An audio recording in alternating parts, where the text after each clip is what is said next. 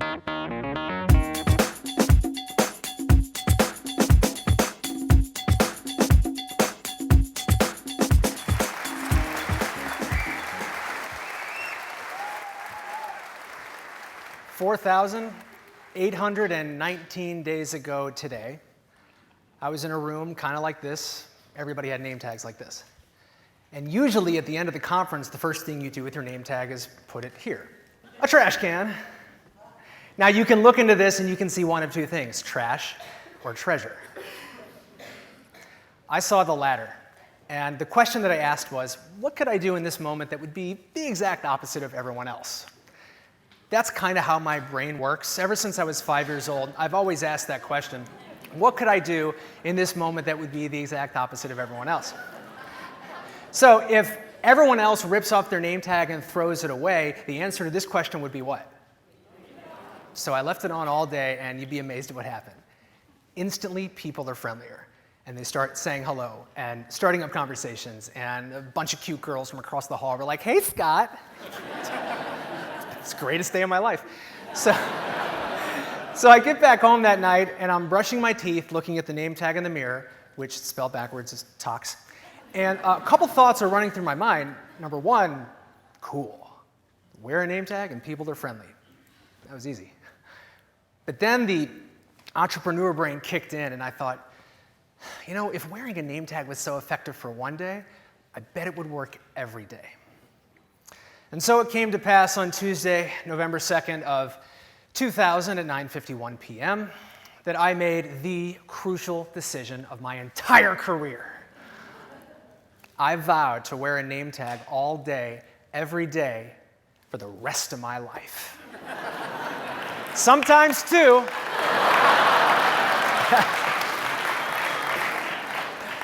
That's how I roll. So hello, my name is Scott.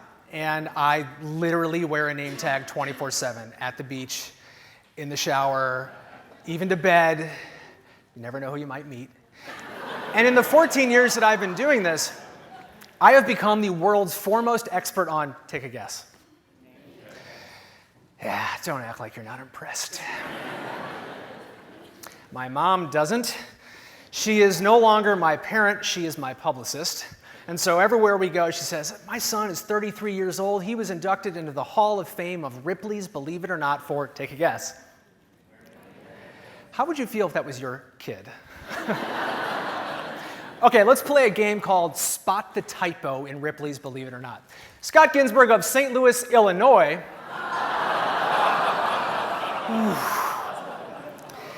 So believe it or not, Ripley's doesn't check their facts. But I think I know what happened. I think they confused St. Louis with a well-known city across the river called,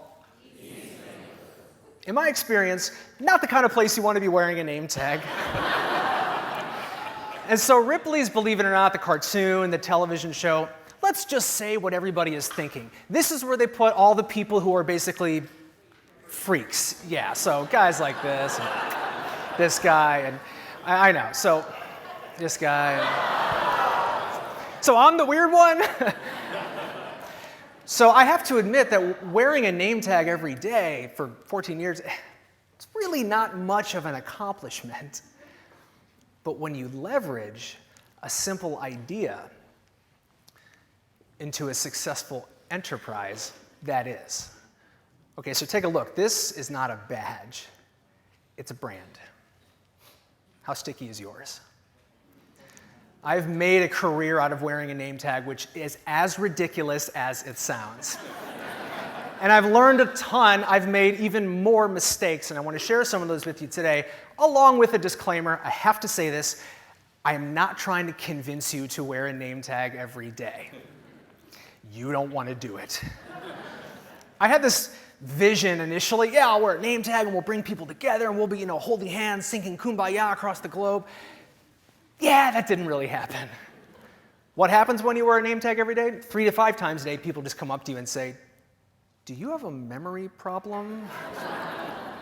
It's the same 5 jokes. In fact, I've done this 100,000 times, all these interactions. Here's my all-time favorite. This is day 4,149. And I was waiting in line at some Irish pub. This big, scary bouncer dude looks at my driver's license, looks at my name tag, and says, "Sorry, no Scots allowed." It's awesome. So, welcome to my daily life. That's the disclaimer. And you don't need to wear a name tag. This is not the question I want you to be asking, should you wear a name tag? But instead, what's your name tag? What is it that you do that is all of these things? Now, if you guys are still with me, say, cool. Cool. College. This is where the whole adventure started. Now, when I graduated from college, I had the name tag on the gown, and the best part was my parents show up with name tags that say Scott's mom and Scott's dad. So, diploma in hand, I say to my parents, "Mom, Dad, I want to wear a name tag every day for the rest of my life." How would you feel if that was your kid? So, being the good parents that they are, they responded with a 4-letter word. Wasn't the 4-letter word I was expecting, but they said, "Cool." And what? "Scott, you want to wear a name tag? Cool." And so I did, and I never looked back. And that day, May 15th of 2002, I started writing my first book. Instead of going to the career fair, I just hired myself and got to work. So I moved across the country from Oxford, Ohio to Portland, Oregon. Go back for a sec. To Portland, Oregon. Why Portland? It's the only city weird enough to make me feel normal. And that's where I wrote my first book, Hello, My Name is Scott. Best part, 2 free name tags in the back of every copy. So, I was taking the bus home one day, and I sit down next to some guy. We just kind of start talking, and I told him about my name tag. And he said, "Oh, this is incredible. I tell you what, I got to go, but give me your business card. When your book comes out, we'll celebrate. I'll buy you a beer. What do you say?" Sure, he was cute. Why not? So I gave him the card. He got off the bus, and I never saw him again. He never called. Typical guy. But 1 week later, I get a phone call from the editor of the Portland Tribune newspaper. She says, "Scott, been to your website, heard about your story. We want to interview you for a feature-length article. Would you be interested?" No, I got stuff to do. Sorry. And I said, "Well, how did you hear about me, though? My book's not even out yet." "Oh, my fiance said he met you on the bus last week." How many strangers did you avoid yesterday? Everybody is somebody's somebody. And in my case, that somebody led to a chain reaction because this article was sent out on every major news wire in the country. It went viral before viral was viral. And it led me to CNN with Anderson Cooper before he was cool. And I remember, it was a surreal moment. I'm watching myself on the monitor in front of 10 million people, and I noticed that they have assigned me a job title. Would you like to see what it is? Let's take a look at what CNN thinks I'm all about.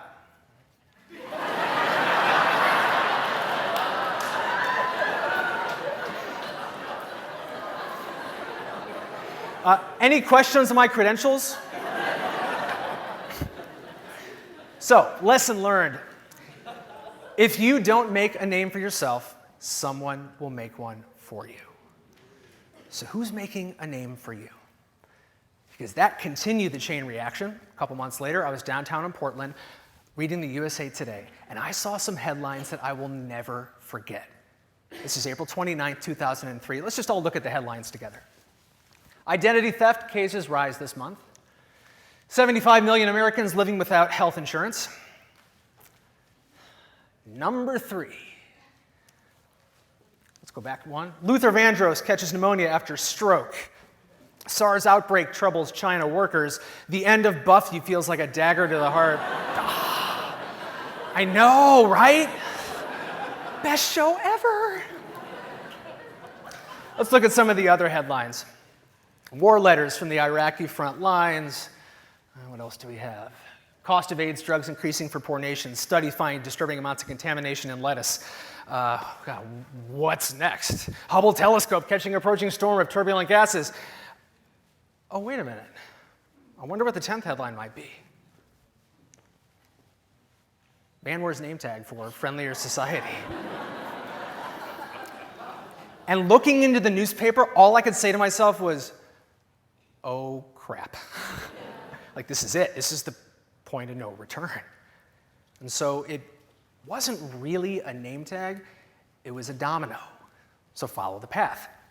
The guy on the bus leads to the article in the paper, which leads to CNN, which leads to USA Today, which essentially led to everything that I have done this whole time, including lots of hate mail. This is my favorite part. I know, it's okay, I'm okay with it now, but tons of hate mail came in, and I always save hate mail because I think it's important for motivation. Would you like to hear some of my favorite letters? Let's take a look.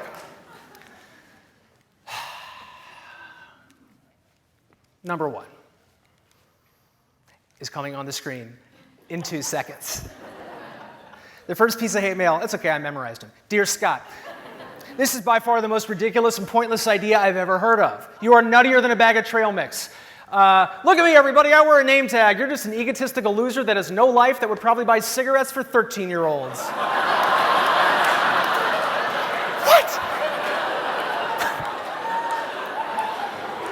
What is that? It's ridiculous. They were 14-year-olds. So anytime criticism comes your way, what's important to remember is that it doesn't matter how many people don't love you.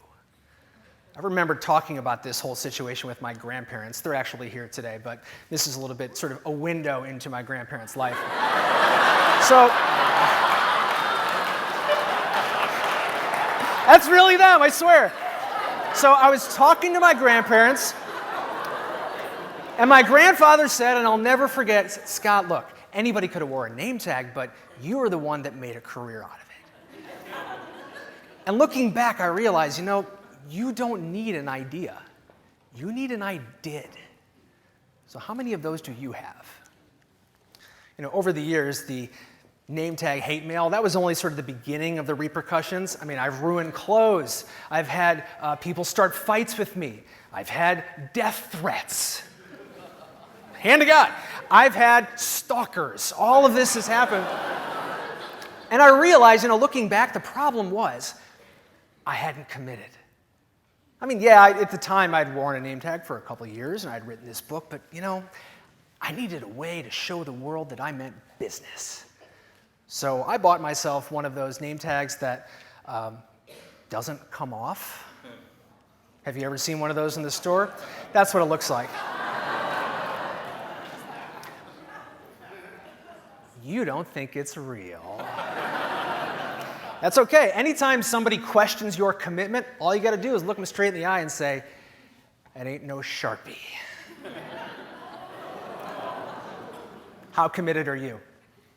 How committed should I be? Now, there are some repercussions when it comes to commitment, because this is back in 2005, right? So since then, I've noticed that this name tag tattoo has appeared on a variety of prestigious online publications, such as ugliesttattoos.com, The Gallery of Regret, The Worst Tattoos in the World. Last summer, MSN Living's 30 Worst Tattoo Designs of All Time. And my personal favorite, 210 WTF Were They Thinking tattoos. On the list, you'll see tattoos like this, and like this, and like this. Apparently, I was not only on the list, but I was selected as the spokesperson for the list.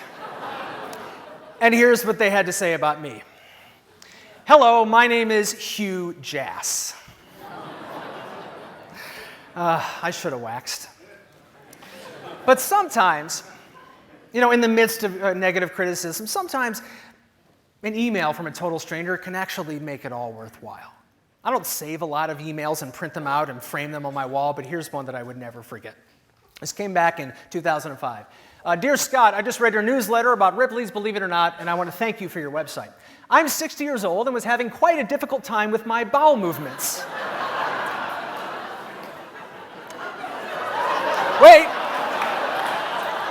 Wait for it. But thanks to you, I'm regular because hysterical laughter seems to do the trick for me, and I'm sure for everyone else.